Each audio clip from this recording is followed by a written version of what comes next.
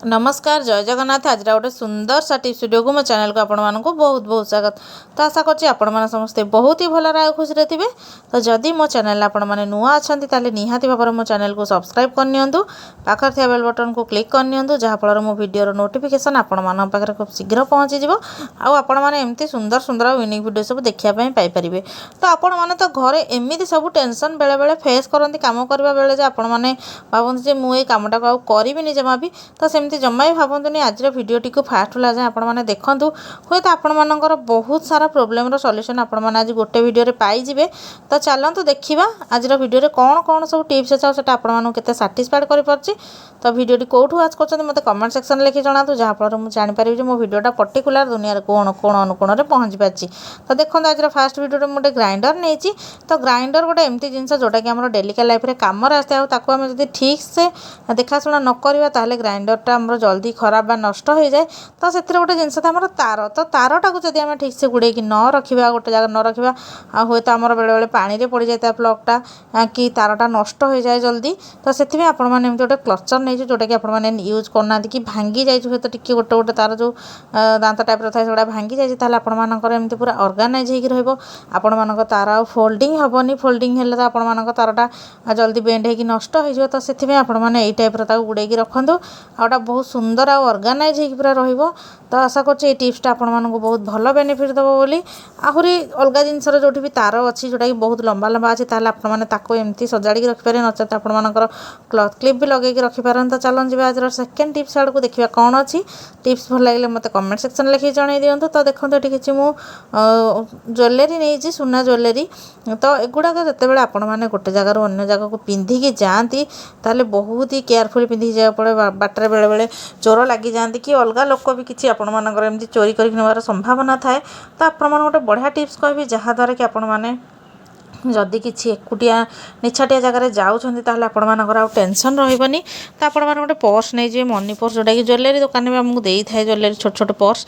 तो से ज्वेलरी को भर्ती करदे आपंकर पेटीकोट बा साया हो कि किसी बड़ साइज्र पैंट जदि आपने पिंधुंट झील मैंने तो ता भीतर कौन करेंगे ना आपण मैंने एमती आटाच करने जहाँफल कि कहीं चिंता भी करें आपण मैंने एमती सिक्रेट पकेट्रे आपण सुना गहना कि किसी टंका एमती नहीं कि जाऊँगी।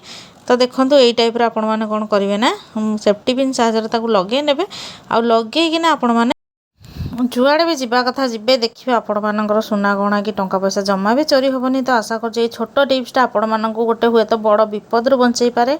तो आशा कर टिप्सटा आपण मानक बहुत भल बेनिफिट देती। जदि मोर ये टिप्सटा भल लगे मत कमेंट सेक्शन लिखिकी निहाती भाव जनइबे। आउ जदि आपण मैंने किसी या विषय नुआ जानी मत सेटा भी कमेंट सेक्शन लिखि जनातु। तो मुझे अलग भिडियो आणिकिना माने अन्य सब्सक्राइब मान सहित सेयार कले से भी कुछ उपकृत हे। तो देखो यही टाइप आपने नहीं जाए जहाँफल कि किसी भी जना पड़ोनी। तो चलो तो जी आज थर्ड टिप्स आड़ जोटा कि बहुत ही यूनिक अच्छी आ गोटे बहुत ही माने सहज कम को आहरी सहज करने से टिप्सटा आज आप सहित मुझे सेयार करी। तो देखो ये चला मुझे आम कौन चलेगा ना अटा। अटा तो नॉर्मली अटा हो चाउल चूना हो कि मैदा कि कॉर्नफ्लोर हो ये सब जिन अधिक दिन रही जाए तो मिंडा हो जाए।